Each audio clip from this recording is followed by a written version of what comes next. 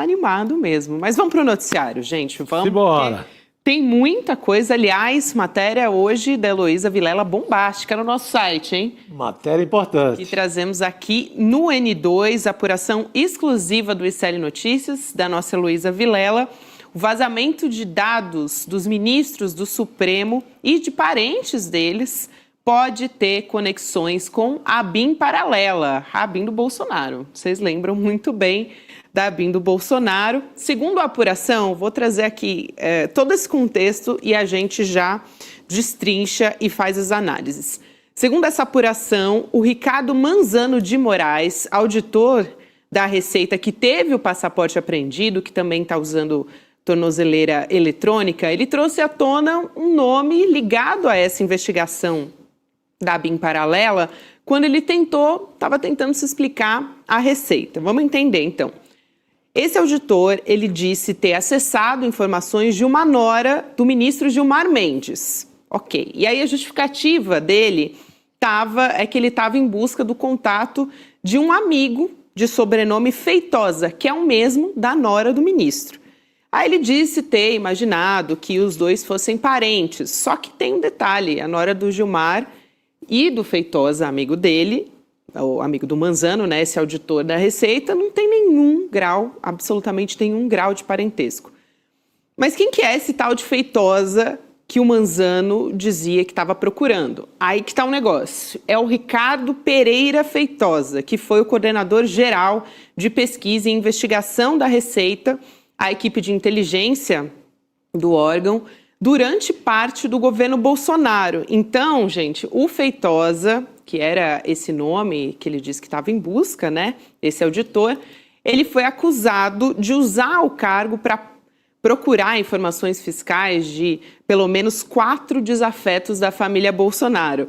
Entre eles, o procurador José Eduardo Gussen, que denunciou o esquema de rachadinha do Flávio Bolsonaro, e essa história nos lembramos muito bem, até porque a Juliana Dalpiva, da nossa equipe, trouxe essa informação, né? Foi a primeira jornalista a trazer essa reportagem investigativa. Ontem eu falei do COAF, que investigou a questão das rachadinhas, mal sabia que ia ter essa conexão hoje. Pois é. Mas, olha, tá com cheiro de arapongagem do velho SNI, usando a Receita para vazar dados de inimigos do bolsonarismo. Procurar amigo na Receita, como se o amigo fosse um Facebook, como se a Receita fosse um Facebook. Gente, tem outra maneira de procurar amigo, não tem? Como é que você vai procurar um amigo no cadastro da Receita Federal? É amigo ou inimigo, né? Que amigo é esse? Então, tá uma história muito mal contada. Essa história,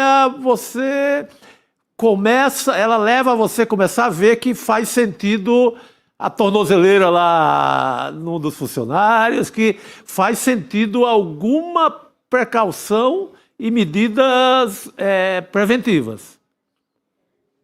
Se você chegou nesse porão de araponga do bolsonarismo, a coisa muda. Aí você pode rever essa história de dizer que o Xandão abusou. Foi longe demais. Eu acho que aí a gente começa a contar outra história. A Elô Vilela começou a contar outra história. É um desdobramento importante essas No mínimo, ela informações. trouxe outra linha, a não ser a linha de culpar o Alexandre de Moraes por ser muito assodado e já chegar colocando tornozeleira, enquadrando os funcionários no inquérito das fake news e tal. Já começa a ser recontada essa história de alguma forma. É importante, né? Pelo menos a gente tem um contraponto.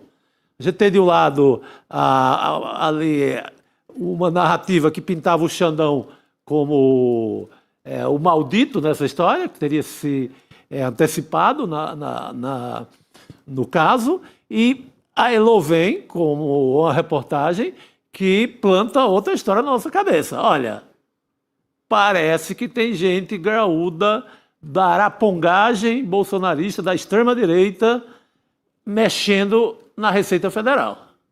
E se tem alguém bem informado em Brasília, para quem chega muita informação sobre eventuais ilegalidades, é o ministro Alexandre de Moraes, que está à frente de um inquérito que já se arrasta há 7 anos, né, desde 2019, que é o inquérito das fake news. Vamos lembrar daquela reunião que expôs o que era o governo Bolsonaro, a reunião do passar boiada do Ricardo Salles, a reunião do ministro da Fazenda da época, falando em colocar granada no bolso do servidor público. Aquela reunião horrorosa em que o Bolsonaro fala: eu não vou deixar prenderem um filho meu.